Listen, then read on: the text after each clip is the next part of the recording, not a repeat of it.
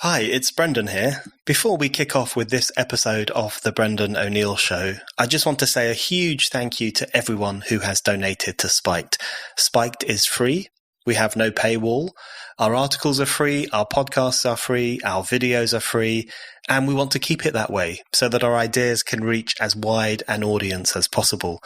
And it's only thanks to those of you who donate that we are able to do this, that we are able to have a packed website that is accessible to everyone. If you haven't yet donated and you'd like to, please consider doing so today. One-off donations are great and always hugely appreciated, but even better are regular monthly donations. Giving as little as £5 a month can really make a huge difference and help Spiked carry on doing what we're doing. So, if you'd like to donate, go to www.spiked-online.com and hit the big red donate button. Right, on with the show.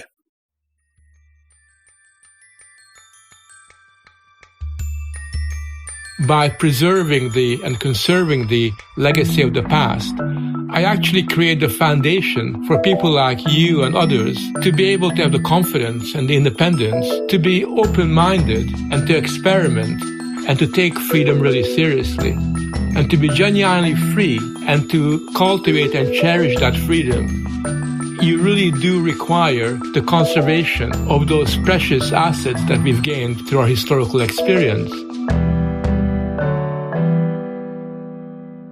Hello and welcome to the Brendan O'Neill Show with me, Brendan O'Neill. This is a podcast in which an esteemed guest joins me to talk about the big ideas, the bad ideas, the problems and the controversies of life in the early 21st century. In this episode, I am delighted to be joined by Frank Furedi. Frank will be familiar to Spiked readers. He is a regular contributor of articles and essays to Spiked. He is a sociologist and prolific author. He was Professor of Sociology at the University of Kent, during which time he became widely known for his extensive work on the sociology of fear. He has written numerous books, including How Fear Works, Therapy Culture, Paranoid Parenting, and What's Happened to the University. In this discussion, I talk to Frank about his latest excellent book, Why Borders Matter, Why Humanity Must Relearn the Art of Drawing Boundaries. So Frank, I want to start off by asking you about your new book and the motivation for writing it. Obviously, we live in a world in which it has become fashionable to be against borders. You know, you see protesters on the streets with banners saying borders equals death. Everyone wants to be post borders. It's trendy to be without borders, doctors without borders, reporters without borders. So there is a general trend amongst the opinion forming set and a certain wing in the culture war that says borders are a terrible thing, a bad thing, a wicked imposition.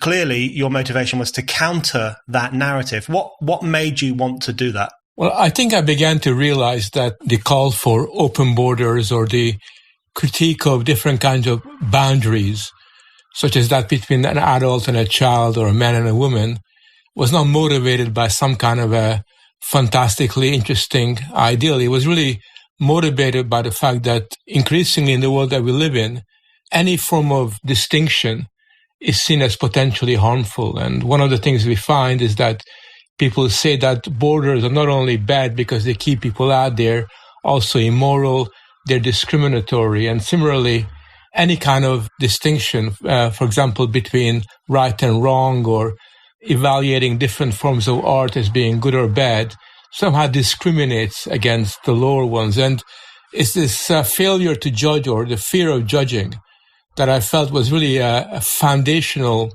element in the new kind of culture that we're moving into, where identity becomes everything and where any kind of moral imagination that goes beyond the individual identity is immediately seen as a kind of sickness or illness.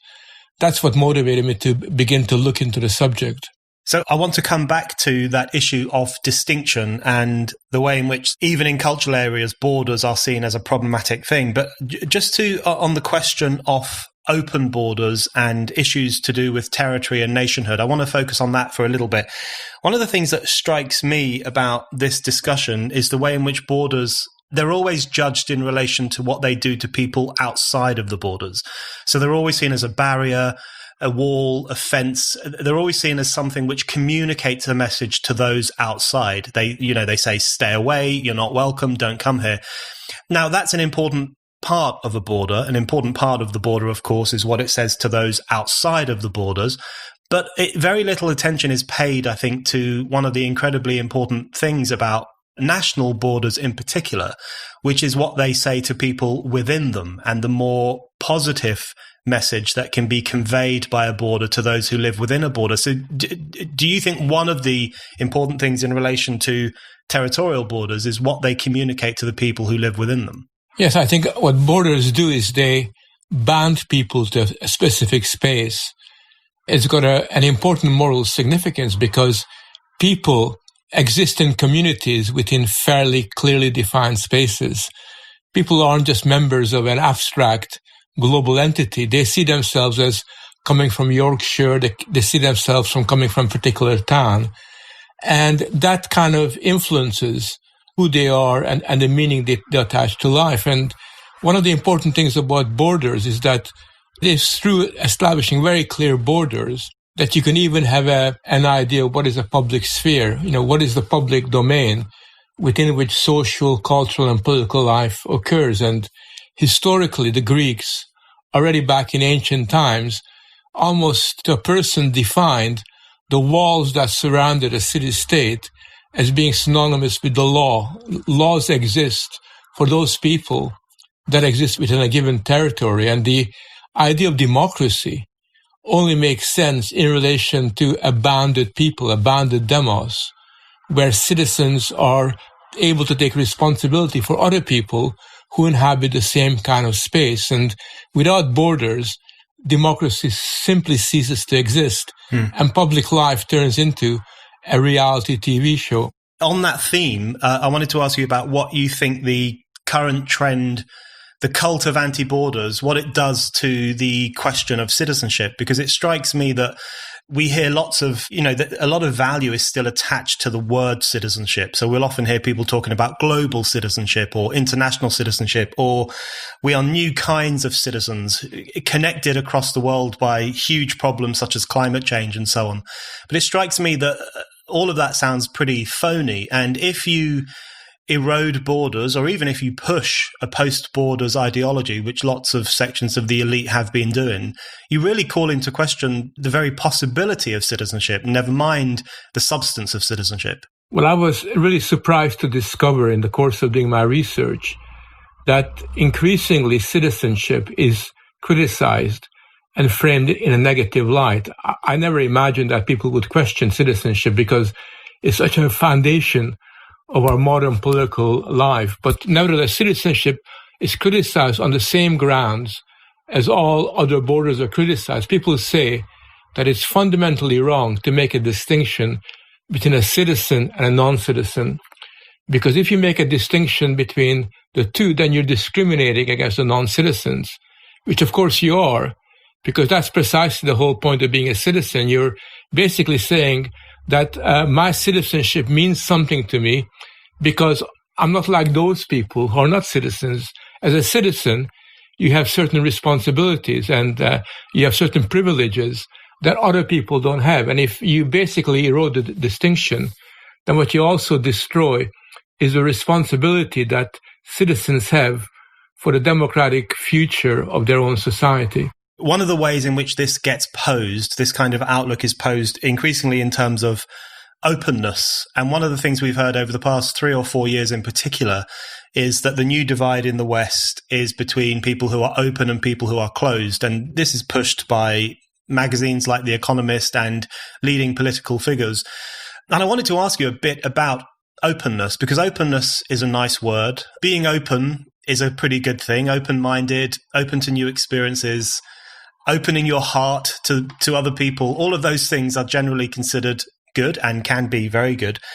But I think there's something problematic with the way in which openness is currently understood. And it seems to me to in some cases, be the opposite of what we would traditionally have considered to be an open-minded, open attitude. Yeah, I mean, I think what has happened is that openness is now framed as a value in and of itself.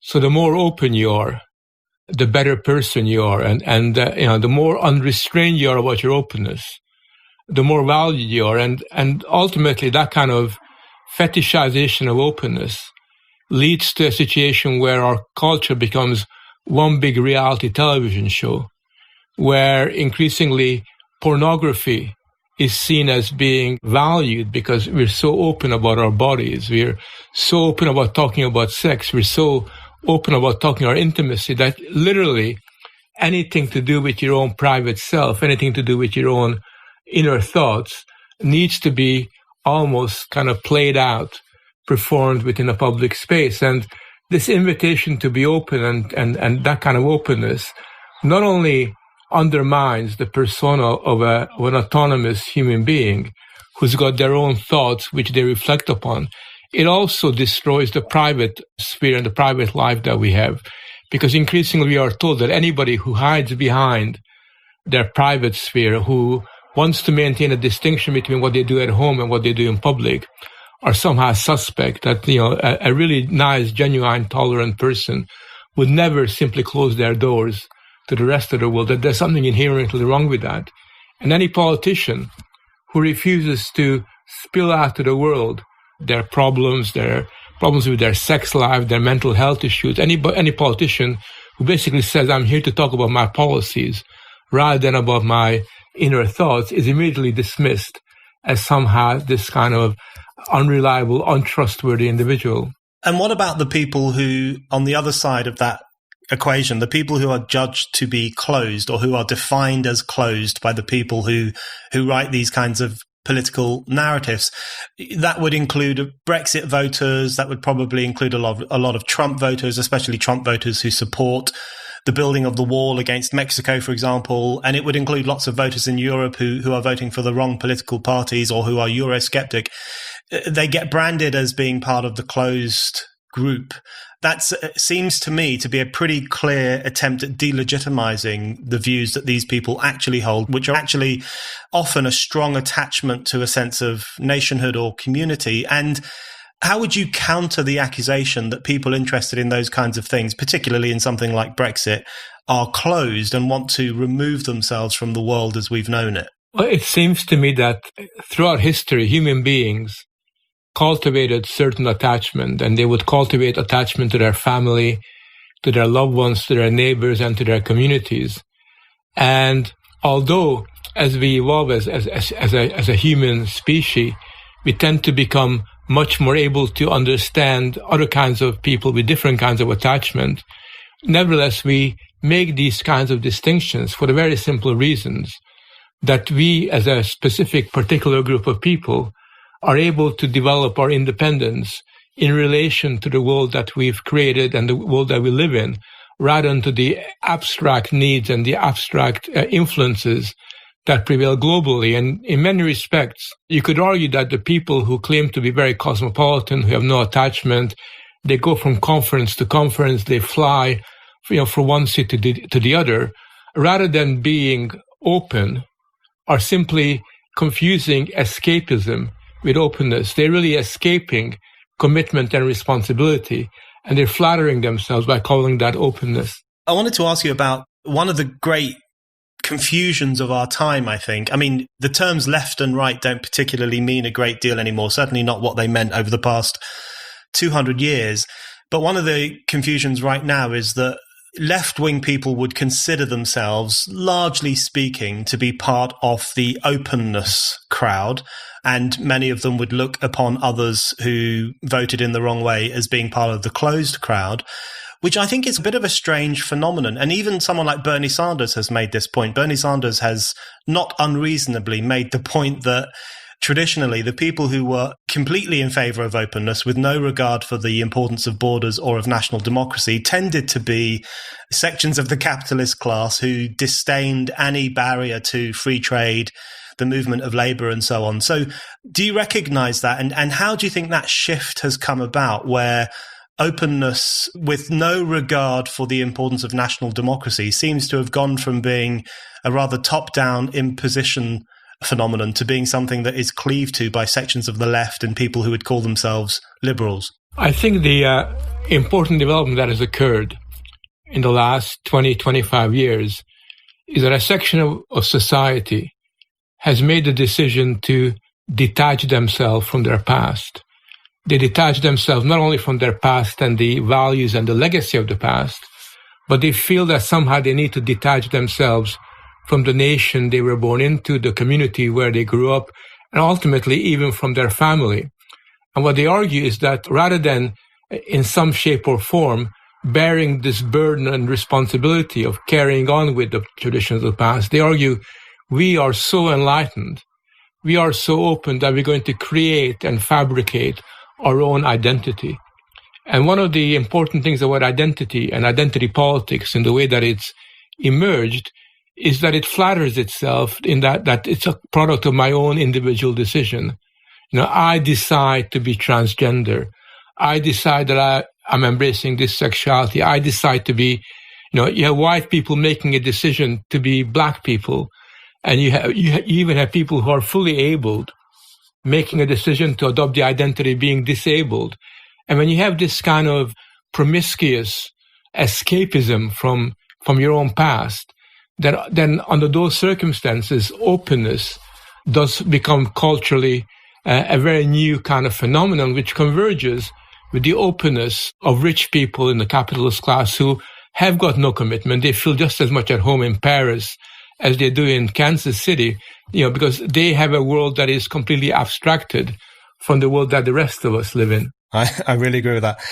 Let's talk a little bit about something that you write very well about in the book, which is the paradox of the current borders discussion, because, and I think this is actually a incredibly important point, because on the one hand, we have this post-borders, no borders ideology, which is incredibly fashionable. But some of the people who push that are in favor of imposing their own borders as and when it becomes appropriate for them. So you give the example of, trendy Americans who would be absolutely repulsed by the idea of a physical border between America and Mexico. But these are often the very same people who will create safe spaces on campus, which erect pretty clear borders against anyone who holds a different point of view or has a different worldview.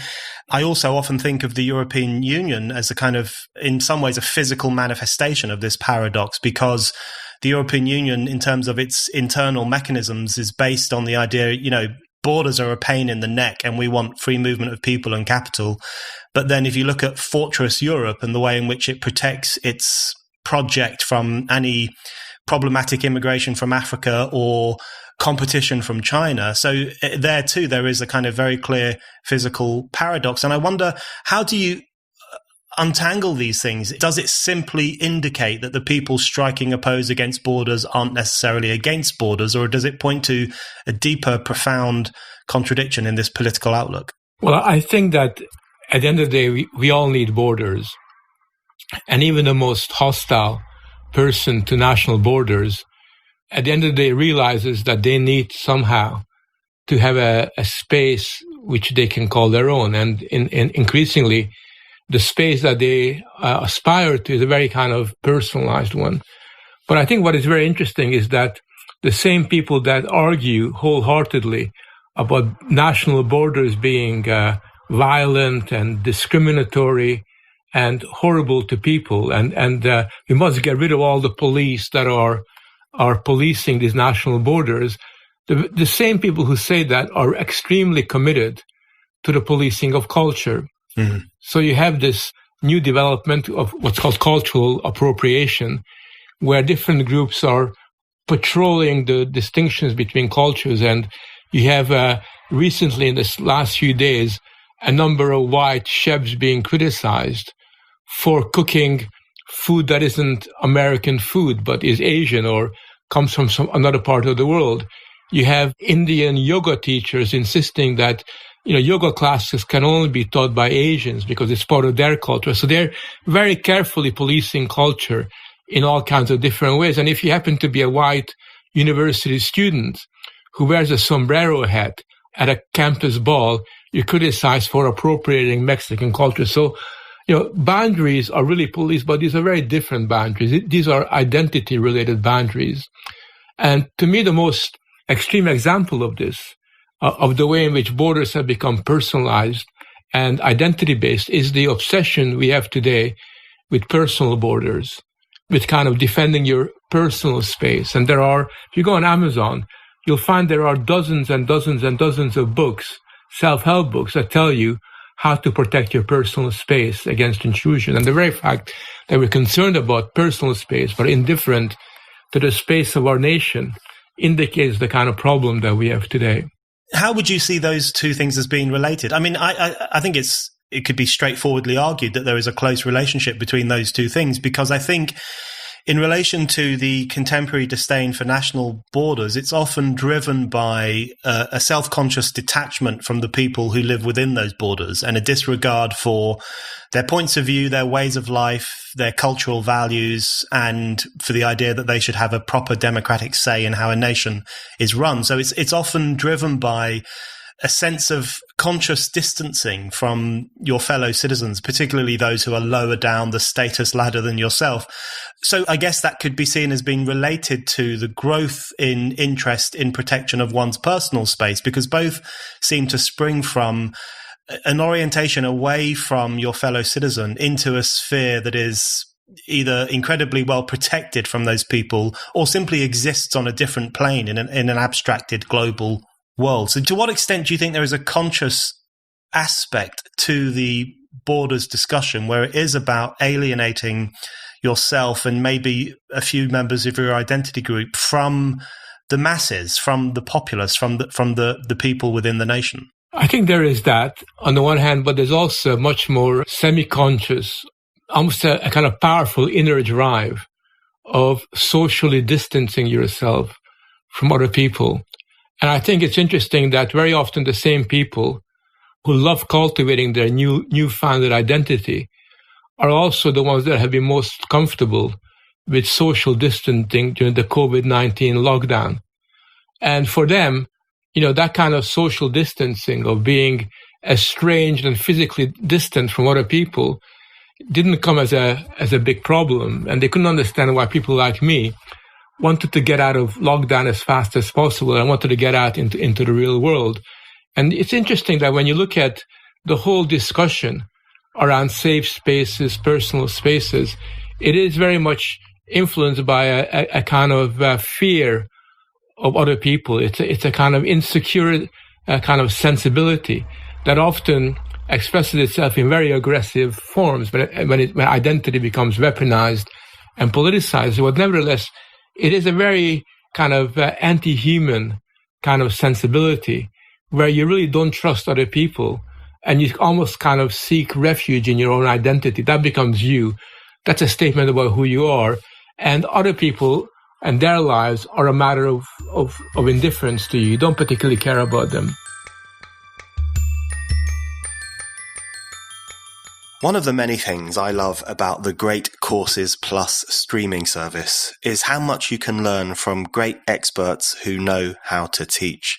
The Great Courses Plus has real professors, people who have spent years studying their field, and most importantly, who know how to teach and engage with people. Recently, I've been listening to America After the Cold War, the first 30 years.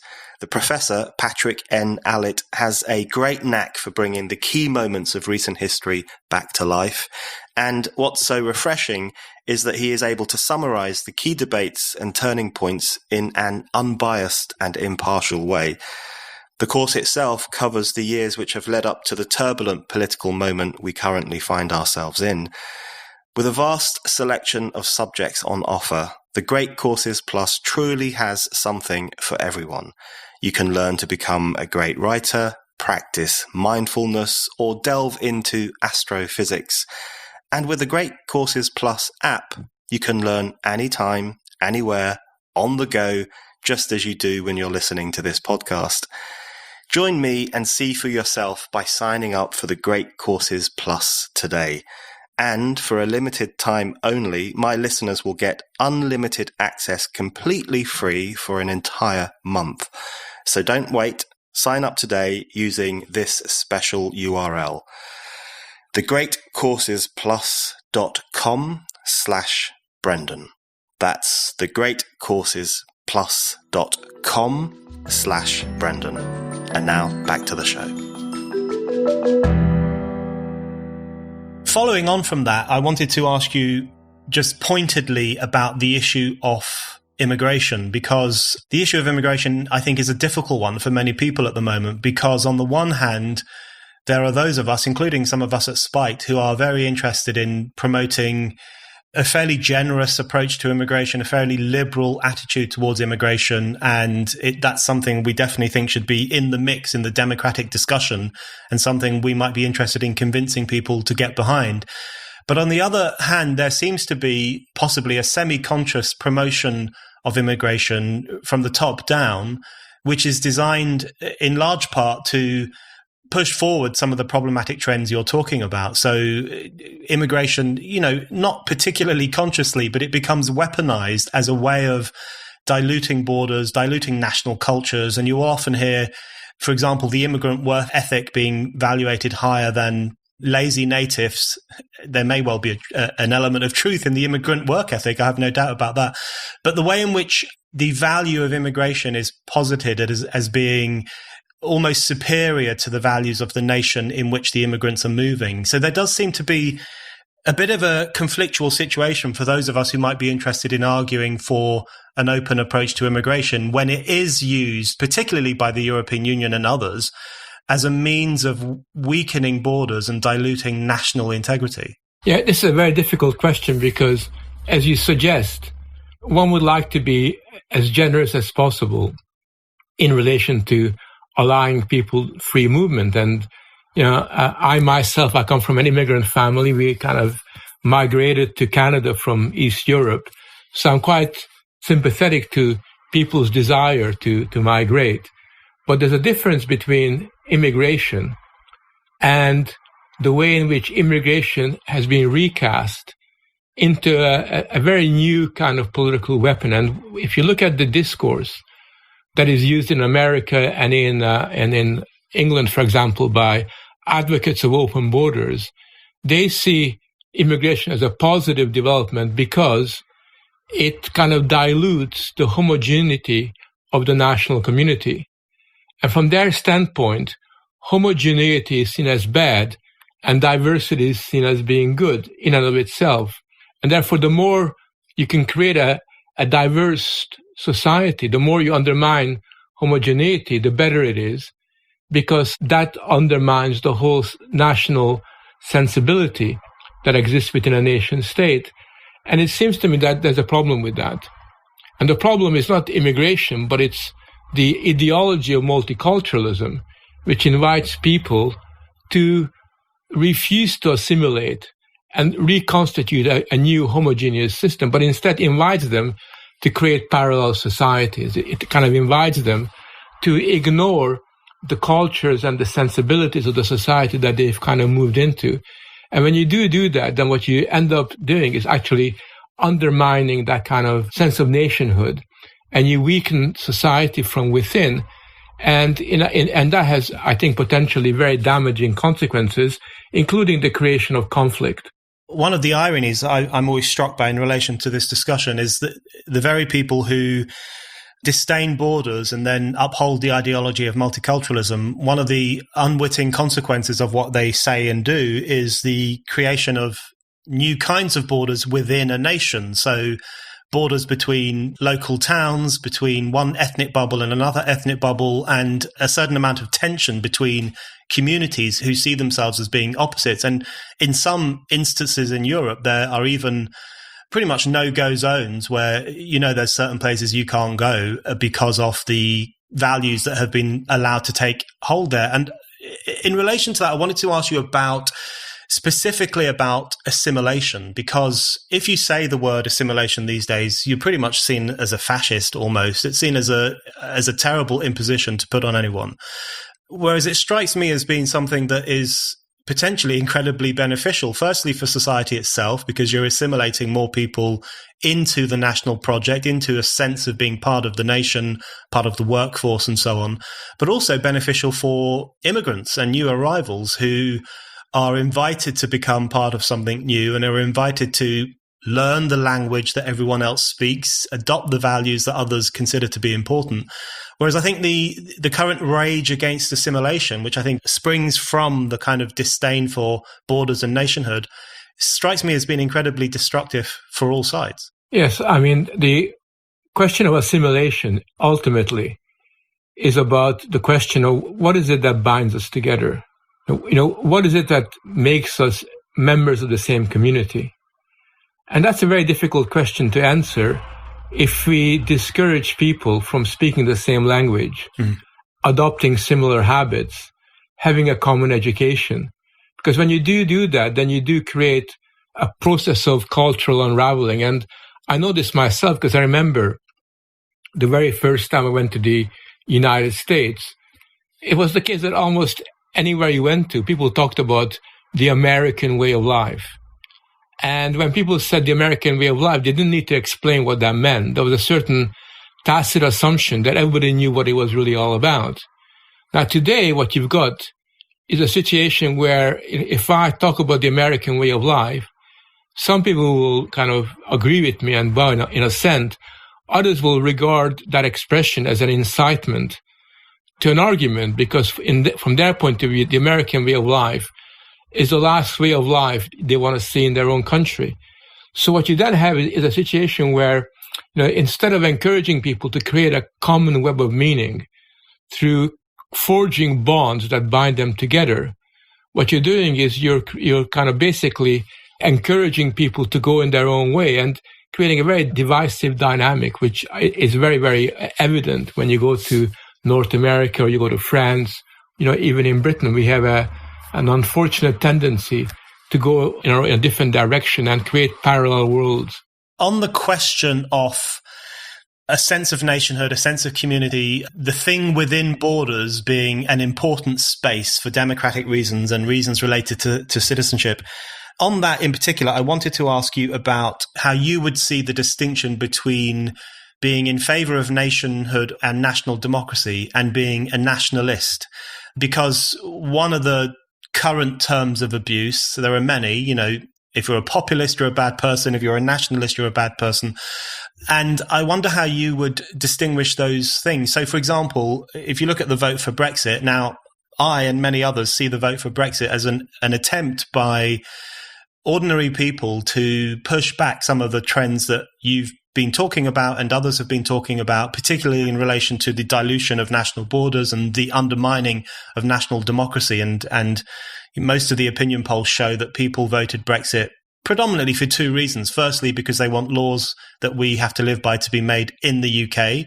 And secondly, because they want a greater democratic say over the issue of immigration. So both of those touch incredibly intimately on the sense of nationhood. But of course, what happens is that they're all referred to as nationalists. And then we have the spectre of the 1930s and the more psychotic episodes in human history. So how do you feel about the term nationalist? If you don't like it very much, how would you distinguish what you're saying now from the accusation of being a nationalist?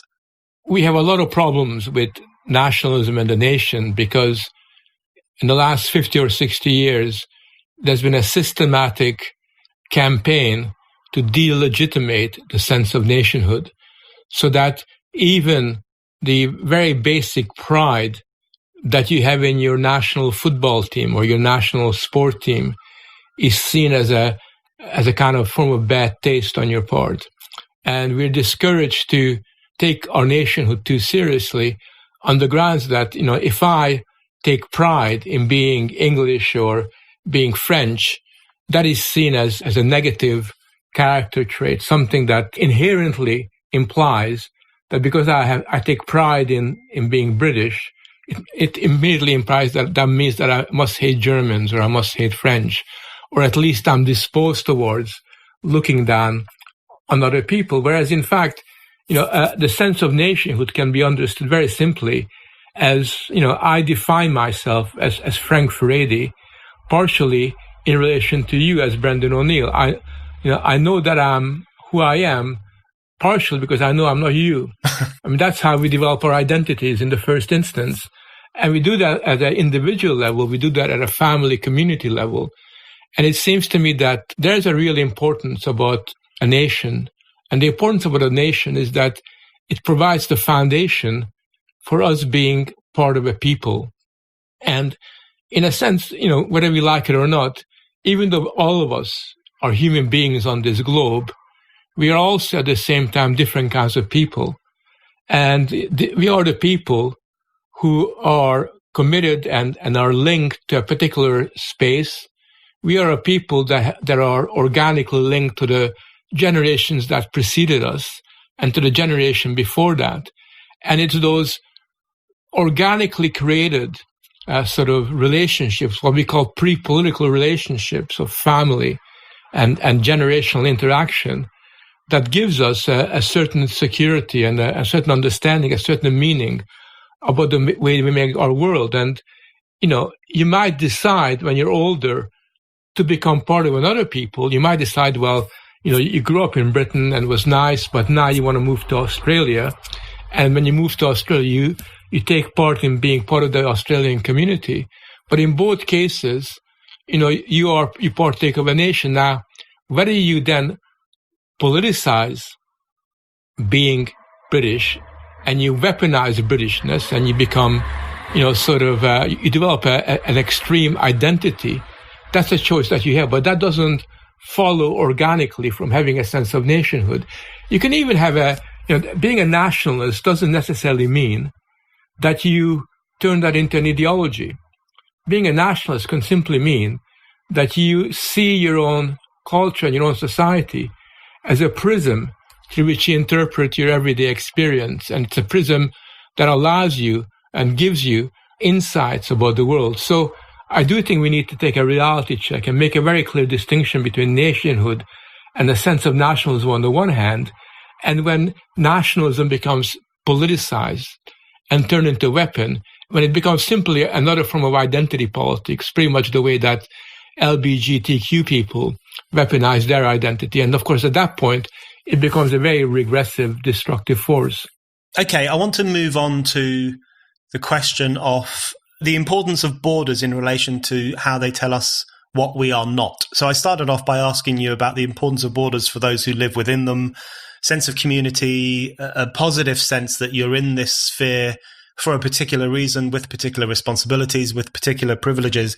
But of course, the flip side to this is obviously wrong to see borders merely as a barrier to outsiders, but borders do also play an important role in distinguishing one thing from another. And so you mentioned earlier the contemporary fear of distinction. And one of the things that I think is incredibly important about your book is that it's not just about national borders and nationhood and democracy. It's also about the corrosion of borders and divides in the cultural sphere, in the personal sphere, in the political sphere. So I want to ask you about a few of those. So one, there are so many arenas now in which any attempt to distinguish between one thing and another is completely being eroded. I think one of the most important is in relation to sex and gender.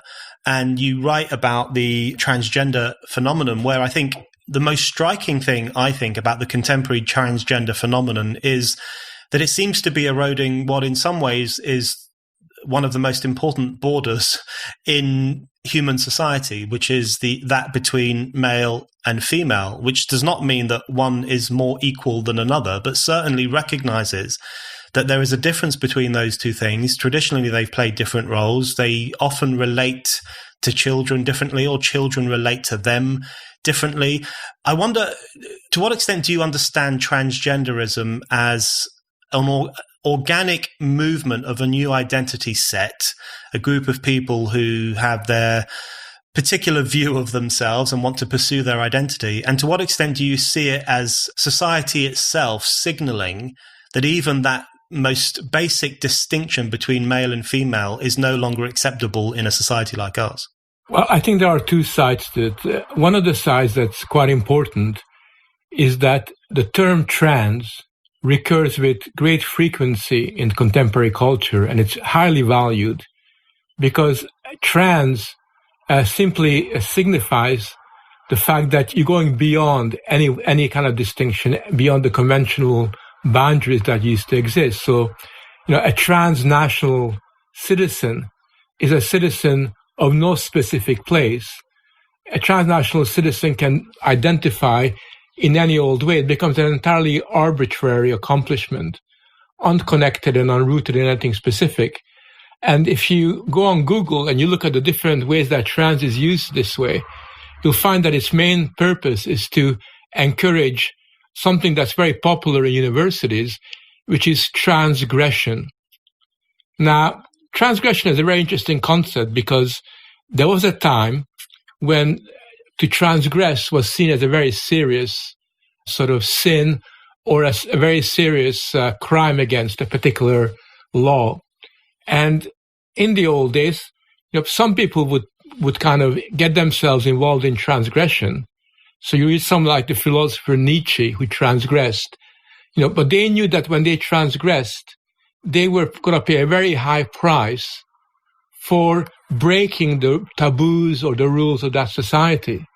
Now today, when transgression is welcomed, when it's invited, you don't pay a price for transgressing. And in fact, if you look at all the ads for cars, for consumer products, for cosmetics that encourage people to transgress, you can see that it's not culturally celebrated. So that's the first thing about trans, as an all-purpose phenomenon that resonates with contemporary borderless culture.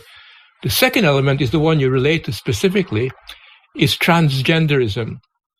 And I think that there it is very important because it shows you something really crucially important. Transgenderism isn't about an individual making a choice about who they are, which I think most of us are happy with. You can be, whoever you want to be, as far as I'm concerned. If you're a man and you want to call yourself Napoleon, or if you're a man and you want to call yourself a woman or a donkey, that's perfectly okay with me, because we are living in a democratic society. But when you then go a step further and argue that even though I was born as a man and I was born with a male reproductive organ, so I've got a penis, I'm actually, if I want to be, I'm a woman. And not only can I call myself a woman, but I'm no less a woman than somebody whose biological sex is a woman, who was born with female reproductive organs. Then you do have not only a lot of confusion, but what you also create is a dynamic where, in a sense, our identities become entirely arbitrary, and where the basic elementary sort of roles that exist within society, which are always foundational for a human community, becomes corroded. And where, you end up in a situation where, you have parents who think they are very progressive and very enlightened. They boast about the fact that when their child is born, they're not going to lay on them the burden of giving them a gender. The child can decide that for themselves. That's irresponsibility. And that kind of transgender culture, which is now emerging, becoming stronger and stronger, is really a very irresponsible and ultimately immoral way of making our way in the world.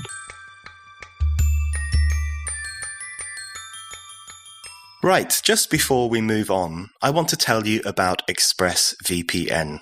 We've all wanted to search for something or visit a website that we'd probably rather other people didn't know about.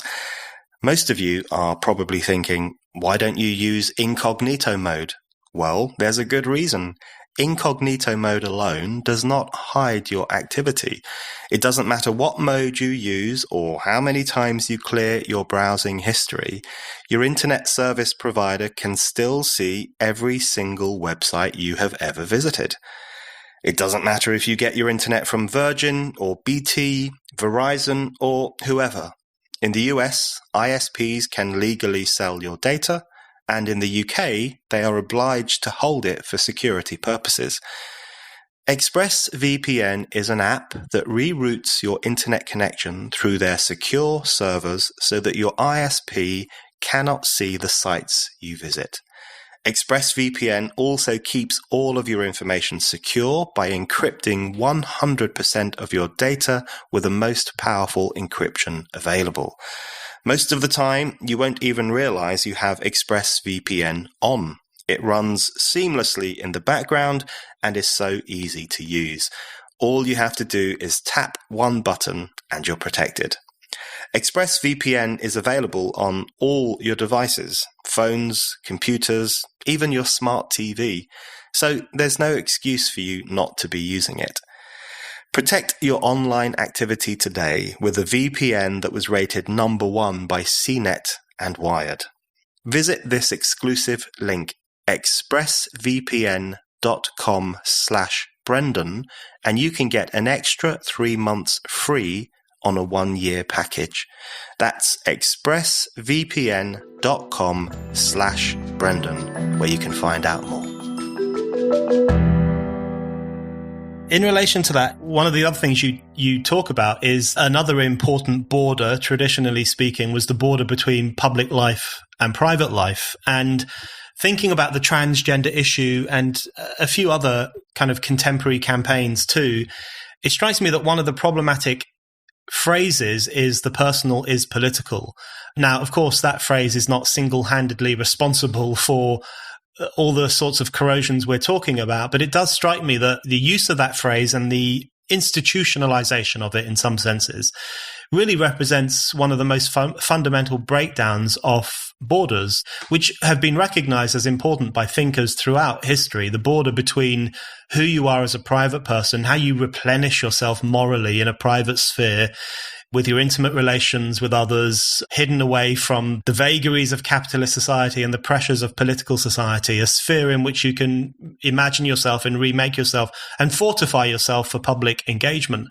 When that breaks down, I think both public life and private life suffer. Private life becomes more interfered with, and public life, as you suggested earlier on, becomes more about, you know, what is a politician feeling rather than what is a politician proposing to do about society. So the question I wanted to ask in relation to this is, how much of this stuff that we are currently talking about, how much of it do you think springs from that attitude of the personal is political, and more broadly than that, the institutionalization of some of the countercultural stuff that came out of the 1960s and 70s, where that stuff now seems to be pretty mainstream in society? Well, the development of the personal is political as an idea emerges with the attempt to destroy conventional boundaries and to basically call into question all the signposts, all the symbolic boundaries that used to give meaning to life. That's what begins to occur in the 60s.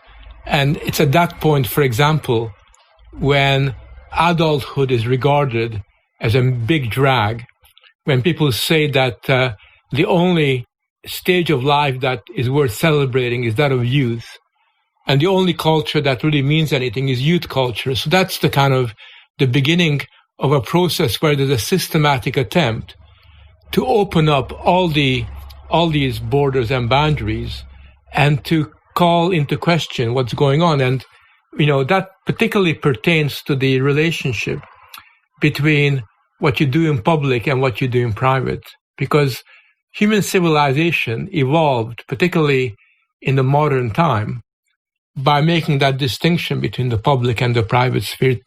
It's interesting to note that it was the ancient Greeks who first of all boasted about the fact that they are very much concerned with what goes on in public, but they don't particularly care what you do at home in your own private sphere. That is your business, and you can be your own king and make your own way and make decisions about how you want to be seen and how you perceive yourself. So those were seen as quite important for us to develop and evolve as a civilized society. Now today, because the boundary has been called into question, because that's what the personal and political does, what you say in effect is that both the public sphere and the private sphere loses their meaning. And we can see that happening by the simple fact that so much of what used to take place only in the private sphere is now brought out into the public sphere. I think everything to do from talking about your emotional problems, everything to do with your temper, everything to do with your sexual attitudes, your hopes and aspirations, they're kind of brought out in the public. And being able to express in public your most intimate, private feelings is today seen as the high point of culture. So whenever you watch a reality TV program and they basically kind of bring you up and interview and they say, Brendan, how does it feel to have been chosen, to kind of move on to the next stage? Brendan will answer by saying, it means everything to me. And it's that emotional moment where you say, I'm totally gutted. And you kind of really express those powerful emotions. That's what that reality TV program was waiting for. That's what it's all about, when you reveal everything, or at least you kind of perform to reveal everything. That's the key moment of which kind of culture is really all about. And if you're like me, who's a bit stoical, and I got a stiff upper lip even now, and I say, look, actually, I'm not here to tell you how I feel. I can tell my wife how I feel, but I'm here to tell you what I think. That will be seen as a symptom of moral inferiority. So that kind of distinction, it goes completely. And in the public, what we do is we perform. And unfortunately, in the private sphere, we're left with very little. Yeah. We're left with very little that we can genuinely call our own anymore. Absolutely. And in fact, if you refuse to do that in public, you are pathologized. It's, as you say in your book, and you've said it in earlier books too, there's presumed to be something wrong with you. You're in denial, you're hiding something, you're suppressing something, and all these kind of pseudo-psychological terms are invented to describe that unwillingness to take that role. But it strikes me, which I think brings home the importance of borders, or the importance of distinction, which is this area, I think in particular, touches upon that, because if you do become incredibly performative in relation to your inner feelings, then you become an increasingly shallow person. You become the hollow man, because everyone knows that you can't really be as honest in front of an audience as you would be in front of someone who you love dearly. And so everything takes on this very performative role. And I wonder if people recognize how destructive it is to hollow out the private sphere to the extent that it has been over the past few years.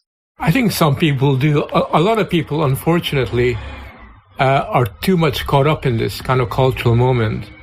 And occasionally what happens is that they realize that something goes wrong. But then what they do is that instead of trying to recreate a private sphere where they can take their social mask off and where they could be at one with their intimate partners, what you have, and this is particularly manifest in the United States, but it's much wider than that, is an obsession with personal space. And what you're trying to do is to create these boundaries around yourself, where you kind of, in places of work or in universities and elsewhere, you try to create this kind of metaphorical space, this distance between you and others. And you now have a whole industry of self-help books and psychologists that help you to learn how to cultivate your own boundaries. And it becomes this almost artificial way of saying to somebody else, that's my space. Don't come too close to me. And instead of creating a genuine sort of sphere of privacy, which used to exist beforehand, you're forced to fall back upon this artificial construct of a personal space. And that becomes your little empire, your kind of psychological, sort of kingdom, where you try to somehow gain a bit of control over your life. Just fast forwarding to the extreme present, one of the border issues I've been thinking about and struggling with over the past few weeks is in relation to the border between, or the distinction between, the past and the present. So history has become, in some people's view, this omnipresent, oppressive force. We've seen people tearing down statues and behaving quite hysterically in relation to statues, stamping on them, burning them, throwing them in rivers, on the basis that history is this huge, monstrous force which determines how we feel, how we think of ourselves. It makes Black people feel bad. It makes them feel like victims. It still enriches white people with privilege, regardless of your station in life in contemporary society. There's this incredibly warped discussion of history, and the barrier between the past and the present has completely and utterly broken down. You know, the old saying, the past is a foreign country, they did things differently there, no longer seems to hold much water, because the past is constantly washing over us, and we seem increasingly obsessed with it.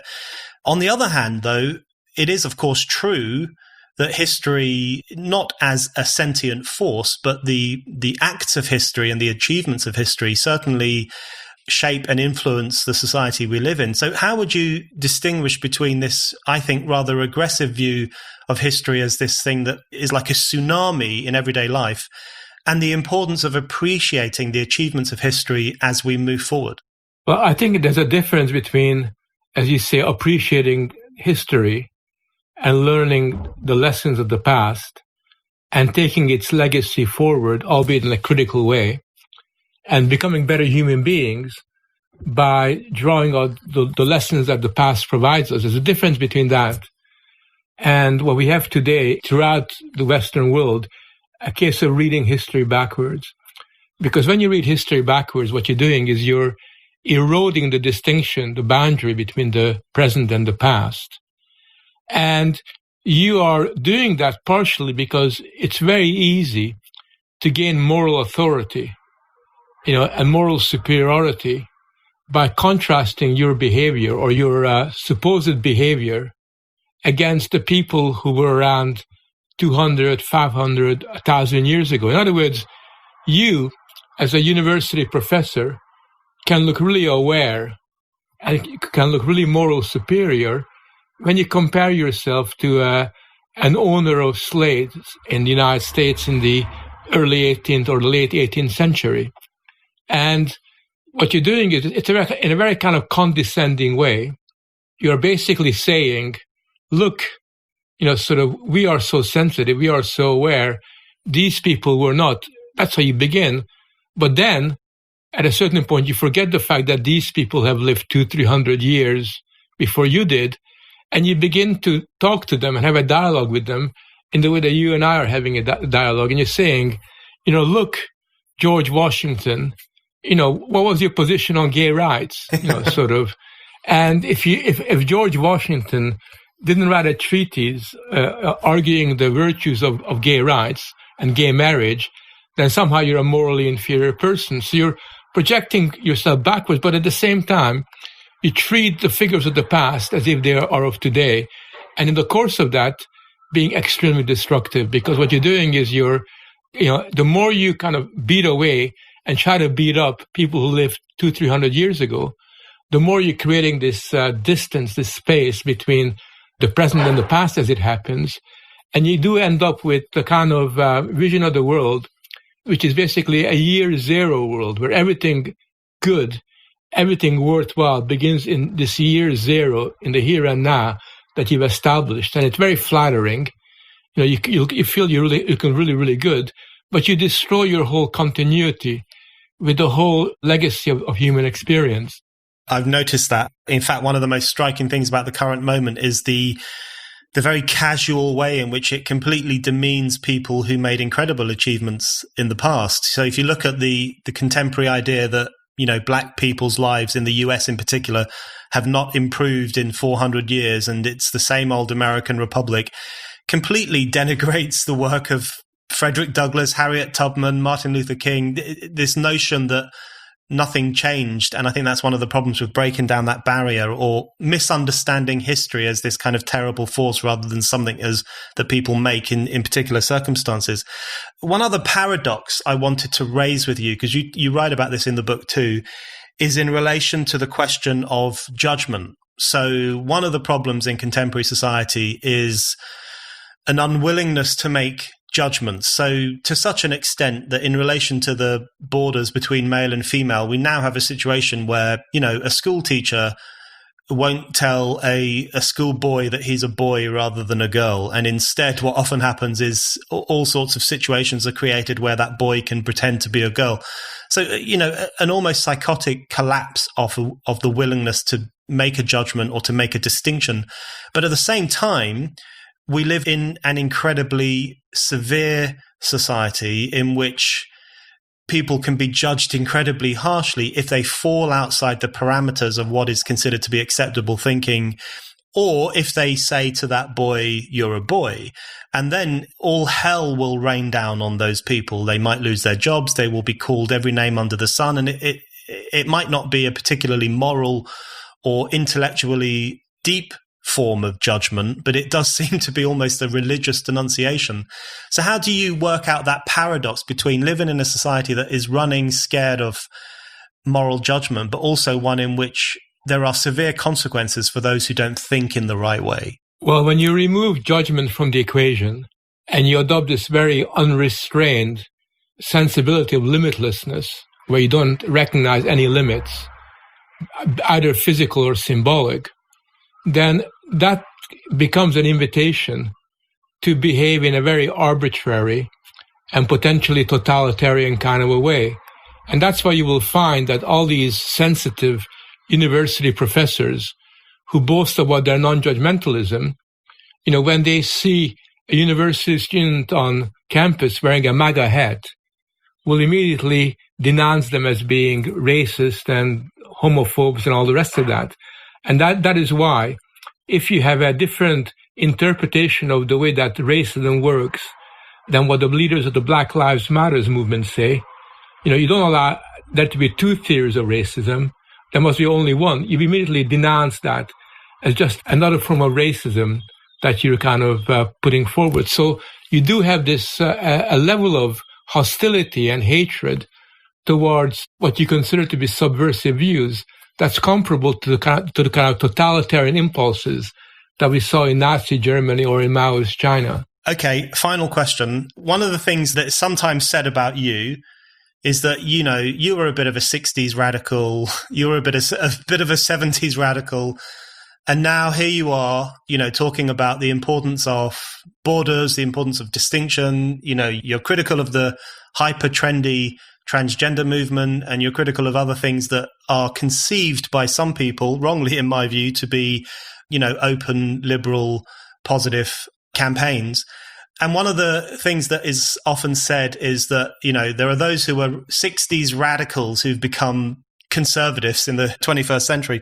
How do you respond to that? Is there a word that you use to describe your political outlook? How do you respond to the accusation that there is this trend among certain people to shift from radicalism to conservatism? I think that what has happened since the 60s is that the world has changed. And because the world has changed, semi-intelligent, normal human beings will presumably also change as well in relation to experience. And the problems that were thrown up 50 or 60 years ago, the problems confronting society then, are a little bit different than the problems that we're confronted with in the here and now. I think today, when the legacy of humanity and the achievements of Western culture are being called into question, we do have to take a step backwards and do whatever we can to conserve those values, to conserve that legacy, to protect it, cherish it, in order to be able to put it forward to the generations to come. And insofar as I'm doing that, I'm probably socially conservative. But insofar as I accomplish that task by preserving and conserving the legacy of the past, I actually create the foundation for people like you and others to be able to have the confidence and the independence to be open-minded and to experiment and to take freedom really seriously, and to be genuinely free and to cultivate and cherish that freedom. You really do require the conservation of those precious assets that we've gained through our historical experience. So the way that I would describe myself is that I've got both of these elements, maybe not in equal measure because it probably will change from year to year, but then that allows me to be sufficiently flexible and sufficiently open-minded to make up my mind along with others in response to the challenges that are thrown up against us by the problems that we face in society. Frank Furedi, thank you very much. Thanks very much.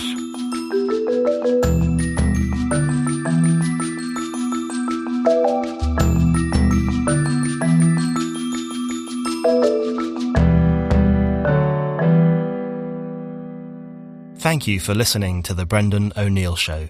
We'll be back with another guest and more discussion.